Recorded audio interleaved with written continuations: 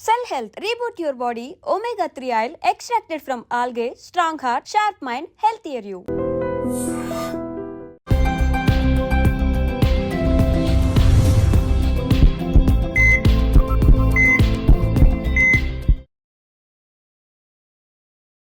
అందరికీ నమస్కారం. Welcome back to IT media. మన ఆయుర్వేదం ప్రోగ్రామ్‌కి అందరికీ స్వాగతం. సో, ఈరోజు మనతో ఒక స్పెషల్ గెస్ట్ ఉన్నారనమాట. 35 ఇయర్స్‌గా ఆయుర్వేద వైద్యాన్ని అందిస్తున్న చిట్టిబొట్ల మధుసూదన్ శర్మ గారు.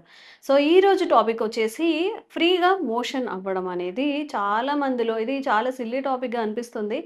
అంటే మాట్లాడడానికి కానీ, ఎవరికైనా చెప్పడానికి కొంచెం ఆడ్‌గా కూడా అనిపిస్తుంది. బట్ ఫ్రీ మోషన్ అవ్వకపోతే మన డే అంతా కూడా అట్లానే నీరసంగా, బద్ధకంగా ఉంటూ ఉంటాం. దానివల్ల చాలా హెల్త్ కాంప్లికేషన్స్ వచ్చే అవకాశం కూడా ఉంటుంది కాబట్టి, ఫ్రీగా మోషన్ అవ్వడానికి మనం ఏం చేయాల్సి ఉంటుంది? ఆహార పదార్థాలు మార్చుకోవాలా? మన లైఫ్ స్టైల్ మార్చుకోవాలా? తెలుసుకుందాం. నమస్తే సార్, ఎలా ఉన్నారు? బాగున్నానమ్మా. సో, ఫ్రీ మోషన్ అవ్వాలి అన్నప్పుడు అంటే రెగ్యులర్‌గా ఇదవుతున్నప్పుడు జస్ట్ 1, 2 సార్లు కాకుండా డైలీ ఇదే ఇబ్బంది ఫేస్ చేస్తున్న వాళ్ళకి మీరు చెప్పే చిట్కా ఏంటి? ఓకేమ్మా. అసలమ్మా మన దేహంలో జీవన క్రియల ద్వారా గానీ, మనం తీసుకునే ఆహార పదార్థాల ద్వారా గానీ కొన్ని వ్యర్థ పదార్థాలు తయారవుతుంటాయమ్మా. హ్మ్. సో, దేహంలో తయారైనటువంటి వ్యర్థ పదార్థాలు దేహంలో ఎక్కువ కాలం పాటు ఉండడం మంచిది కాదు. హ్మ్. తెలుసుకోవాల్సినటువంటి అంశం ప్రతి ఒక్కరు. ఓకే. సో, ఈ దేహంలో తయారైనటువంటి వ్యర్థ పదార్థాలు బయటికి విసర్జింపబడేందుకు ప్రధానంగా 5 అవయవాలు తోడ్పడతాయమ్మా. హ్మ్. వాటిని స్కిల్ అంటారు. SKILL. హ్మ్. ఎస్ అంటే స్కిన్. చర్మం ద్వారా కొన్ని మలిన పదార్థాలు పోతుంటాయి. హ్మ్. ఎలాగా? చెమట రూపంలో. ఓకే. అదేవిధంగా కిడ్నీస్, మూత్రం ద్వారా కొన్ని మలిన పదార్థాలు పోతుంటాయి. హ్మ్. అదేవిధంగా ఐ, ఐ అంటే ఇంటెస్టైన్స్ అంటే ప్రేవులు. హ్మ్. ప్రేవుల ద్వారా మల విసర్జన ద్వారా హ్మ్. కొంత మలిన పదార్థం బయటికి పోతుంటుంది. ఓకే. ఇప్పుడు మీరు అడిగేటువంటి ప్రశ్న దీనికి సంబంధించింది. హ్మ్. రెండవది ఏమంటే లివర్. లివర్ కూడా కొన్ని రకాలైనటువంటి ఈ యొక్క మలిన పదార్థాన్ని బయటికి విసర్జింపజేసేస్తుంటుంది. హ్మ్. అదేవిధంగా లంగ్స్, ఊపిరితిత్తులు. మనం తీసుకునేటువంటి గాలి, వదిలేటువంటి గాలి వీటిల్లో ఈ యొక్క విసర్జన పాత్ర ఉంటుందమ్మా. హ్మ్. అంటే లోపల తయారైనటువంటి వ్యర్థమైనటువంటి కొన్ని ఈ యొక్క ఈ పా గాలి పదార్థాలు అంటే కొంచెం వాయు పదార్థాలు దేహానికి ఉపయోగపడే వాయు పదార్థాలు కూడా బయటికి పోతుంటాయి అన్నమాట విసర్జన ఓకే. రూపంలో. హ్మ్. ఇది స్థూలంగా. మరి ఈ రోజుల్లో మోషన్ ఫ్రీగా అయ్యేటువంటి వాళ్ళు చాలా చాలా తక్కువ మంది ఉన్నారమ్మా. హ్మ్. సో, కారణాలు అనేకం. సో, మరి మోషన్ ఫ్రీగా అవ్వాలంటే అనేక రకాలైనటువంటి ఆయుర్వేద ఔషధాలు, ప్రకృతిలో దొరికేటువంటి ఔషధాలు, ఒంటింటి ఔషధాలు, అదేవిధంగా జానపదులు వాడేటువంటి ఔషధాలు, అదేవిధంగా మరి అటవికులు, అడవుల్లో ఆటవిక జాతి వాళ్ళు వాడేటువంటి ఔషధాలు ఎన్నెన్నో ఉన్నాయమ్మా. హ్మ్. ఇప్పుడు ని సమాజంలో మనకై మనం తయారు చేసుకొని వాడుకోదగ్గ క్షేమదాయకమైన ఔషధాన్ని ఎలా తయారు చేసుకొని వాడుకోవాలో చెప్తాను చూడండమ్మా. ఓకే. సైంధవ లవణం ఒక 10 గ్రాములు తీసుకోవాలమ్మా. హ్మ్. సైంధవ లవణం. దీన్ని రాక్ సాల్ట్ అంటారు. హ్మ్. మనకు మార్కెట్‌లో దొరుకుతుంటుంది. గడ్డలు దొరుకుతాయి, పొడి దొరుకుతుందమ్మా. ఓకే. సో, రెండవ పదార్థము సునాముఖి. హ్మ్. గత అనేక కార్యక్రమాల్లో కూడా దీని గురించి చెప్పడం జరిగిందమ్మా. సునాముఖి ఆకు తెచ్చుకొని పౌడర్ లాగా తయారు చేసుకొని ఒక 25 గ్రామ్స్ సునాముఖి ఆకు చూర్ణం తీసుకోవాలి. హ్మ్. ఫ్రెష్‌గా మనకు చూర్ణం దొరికేట్లయితే చూర్ణమైనా తీసుకోవచ్చమ్మా. హ్మ్. ఆకు పొడి కూడా ఈజీగా తయారైపోతుంది. హ్మ్. కాబట్టి సొంతంగా తెచ్చుకొని తయారు చేసుకొని వాడుకోవడం మంచిది. హ్మ్. మూడవ పదార్థంగా శొంఠి పొడి. హ్మ్.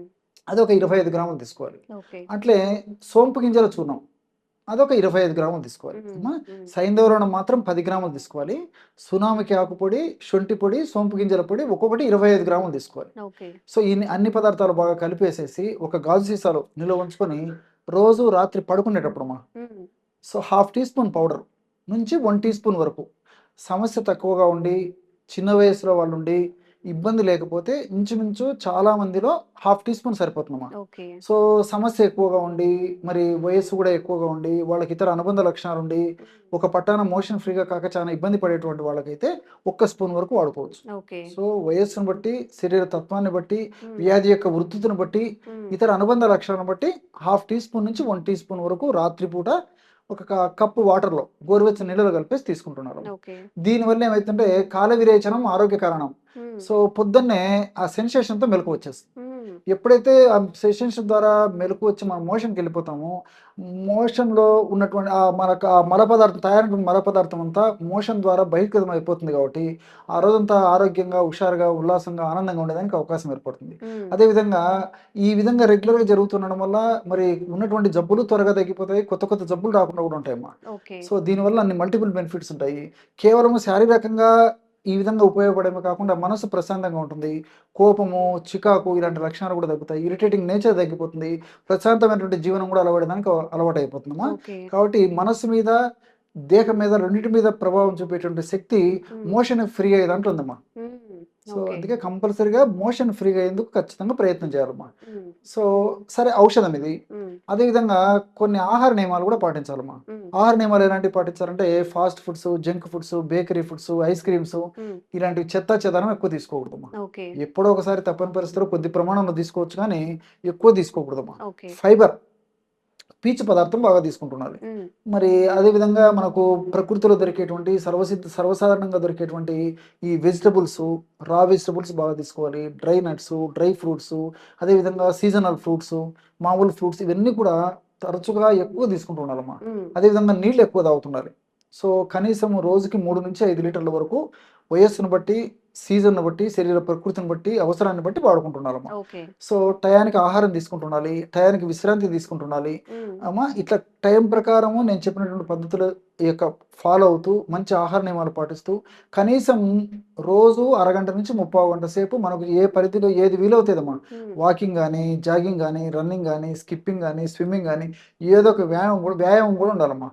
సో వ్యాయామం చేయడం వల్ల కూడా ప్రేవుల కదలికలు బాగా జరిగేసేసి ప్రేవుల్లో కూడా కొన్ని రకాల మంచి మంచి ఎంజైమ్స్ ఉత్పత్తి అయ్యి కూడా మోషన్ ఫ్రీగా అయ్యేందుకు కూడా వ్యాయామం కూడా పరోక్షంగా దోహదపడుతుంది అనమాట. కాబట్టి ఏమంటే ఆహార పరంగా జాగ్రత్తలు తీసుకుంటూ నేను చెప్పినటువంటి పద్ధతిలో వ్యాయామం చేస్తూ మరి ఈ యొక్క ఔషధాన్ని కొన్నాళ్ళ పాటు వాడి ఆపేసినప్పటికీ మనం పాటించేటువంటి ఆహార నియమాల ద్వారా, మనం పాటించేటువంటి జీవనశైలి విధి విధానాల ద్వారా, వ్యాయామం ద్వారా మరి మరలా ఈ సమస్య పునరావృతం కాకుండా కూడా ఉంటుందమ్మా. కాబట్టి కేవలము మందు మీదనే ఆధారపడకుండా, అంటే ఇలాంటి ఔషధం మీదనే ఆధారపడకుండా మనం తీసుకునేటువంటి జాగ్రత్తల వల్ల కూడా మరి ఈ యొక్క ఔషధ ప్రభావం మన దేహంలో దీర్ఘకాలం పాటు ఉంటూ సదా కాపాడుతున్నప్పటికీ మనం పాటించేటువంటి నియమాలు కూడా చాలా చాలా ముఖ్యం. ఇప్పుడు చాలా మంది అడుగుతుంది ఏంటంటే బిజీ లైఫ్, మీరు ఏది చెప్పినా మేము ఇంట్లో చేయలేకపోతున్నాం, బయట మార్కెట్లో అంటే రెడీ టు యూస్ అలా దొరికేవి ఏమైనా ఉన్నాయా అని చెప్పి, అలాంటివి ఏమైనా ఉన్నాయా సార్? ఉన్నాయమ్మా, చాలా చాలా ఉన్నాయమ్మా. అది కూడా చెప్తాను చూడండి. మార్కెట్లో ద్రాక్షారిష్ట అని దొరుకుతుందమ్మా. మనకు ద్రాక్ష పళ్ళతో తయారు చేస్తారు. అట్లే అభయారిష్ట అని చెప్పేసి ఒక మెడిసిన్ దొరుకుతుంది. ఇది కరక్కాయతో తయారు చేస్తారమ్మా. కరక్కాయ ప్రధాన ద్రవ్యంగా ఉపయోగించి. సో ఇవన్నీ లిక్విడ్ రూపంలో దొరుకుతాయమ్మా. సో రాత్రి పడుకునేటప్పుడు 2 టీ స్పూన్లు అంటే 10 ml ద్రాక్షారిష్ట, 10 ml అభయారిష్ట, అక్కడ 20 ml అయింది కదమ్మా, 20 ml వాటర్ కలిపేసేసి రోజు రాత్రిపూట తీసుకుంటూ ఉండడం వల్ల కూడా చాలా చక్కటి ఫలితం కలుగుతుందమ్మా. ఇదొకటి. సో ఇలాగ వాడుకోవచ్చు. మరి ఏదన్నా షుగర్ ఉన్నటువంటి వాళ్ళు కానీ, లేకపోతే ఈ మూత్ర సంబంధించినటువంటి సమస్యలు ఉంటాయమ్మా. కొంతమందికి మూత్రం ఎక్కువ వస్తూ ఉంటుంది, ముఖ్యంగా రాత్రిపూట. ఇలాంటి వాళ్లకు మరి ద్రాక్షారిష్ట, అభయారిష్ట లాంటివి లిక్విడ్ రూపంలో ఉన్నటువంటి ఔషధాలు వాడుకోవడం వల్ల మరి రాత్రి యూరిన్ ఎక్కువ అయ్యేదానికి అవకాశం ఉంటుంటుంది. కాబట్టి అలాంటి వాళ్ళు మాత్రం ఈ యొక్క ఇది కాకుండా ఇప్పుడు ఈ త్రిఫల చూర్ణం ఉంది కదమ్మా, అందరికీ తెలుసమ్మా. ఈ త్రిఫల చూర్ణము, అదేవిధంగా అవిపత్తికర చూర్ణం అని చెప్పేసి దొరుకుతుందమ్మా. అవిపత్తికర చూర్ణం, త్రిఫల చూర్ణము, అవిపత్తికర చూర్ణం, ఈ 2 సమానంగా కలుపుకోవాలమ్మా. మనకు 2 మార్కెట్లో దొరుకుతాయి. 50 grams త్రిఫల చూర్ణం అయితే 50 grams అవిపత్తికర చూర్ణం.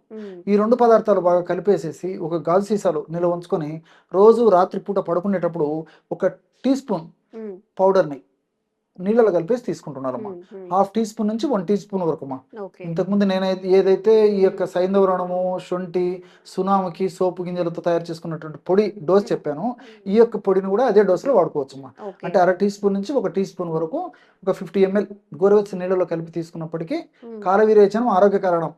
సో టయానికి ఆ సెన్సేషన్ ద్వారా మెలకు వచ్చేసి మోషన్ ఫ్రీ అయ్యేందుకు ఉపయోగపడుతుందమ్మా. ఓకే. కాబట్టి అంటే మరి నేను చెప్పినటువంటి ఈ చిట్కా రూపంలో ఉన్నటువంటి ఔషధాన్ని సొంతంగా తయారు చేసుకుని వాడుకోవడం ఒకటి. హ్మ్. అలాంటి వాడుకునేటువంటి వాళ్ళు మీరు అడిగినట్లు మార్కెట్లో కూడా మంచి మంచి మెడిసిన్స్ దొరుకుతాయి కాబట్టి మరి ఈ మెడిసిన్స్ వాడుకున్నా సరిపోతుందమ్మా. ఓకే. కానీ ఆహార నియమాలు, అదేవిధంగా వ్యాయామము, జీవనశైలి విధి విధానాలు నేను చెప్పినటువంటి పద్ధతిలో పాటించడం కూడా చాలా చాలా ముఖ్యం అమ్మా. ఓకే. సో, సార్ చెప్పిన విధి విధానాల్ని పాటిస్తూ మీ లైఫ్ స్టైల్‌లో కొన్ని చేంజెస్ చేసుకుంటే ఈ సమస్యకి చక్కని పరిష్కారం లభిస్తుంది. తప్పకుండా ట్రై చేయండి. అవసరం ఉన్న వాళ్ళకి ఈ వీడియో ఫార్వర్డ్ చేయండి. Thank you sir. Thank you so okay much. అమ్మా. Sir, one life lesson what medicine has taught you. whatever you can do without expecting. But I really believe మన పాజిటివ్ యాటిట్యూడ్ ఉంటేనే మనం ఏదైనా సాధించగలం. Gut ని మనం correct గా deal చేసినట్లయితే అది మనకి పాజిటివ్ హార్మోన్స్ ని రిలీజ్ చేస్తుంది. షుగర్ వచ్చిన వాళ్ళ పరిస్థితి ఏంటి? పొట్ట దగ్గర పెరిగితే దాన్ని ఆండ్రాయిడ్ అంటారు, ఆండ్రాయిడ్ ఫోన్ కదా. అసలు థాట్స్ ఎందుకు వస్తాయి? బ్రెయిన్ డెడ్ అంటే దానికి ప్రపంచం అంతా కూడా కొన్ని నిర్దిష్టమైనటువంటి లక్షణాలు ఉంటాయి. మానసికంగా ధైర్యంగా ఉంటే క్యాన్సర్ జయించవచ్చు. You are a doctor for a cause sir, అంతే. వాళ్ళకి వచ్చిన ఆదాయం కాకుండా ఫ్రీ సర్వీస్ ఎంతమందికో చేస్తుంది.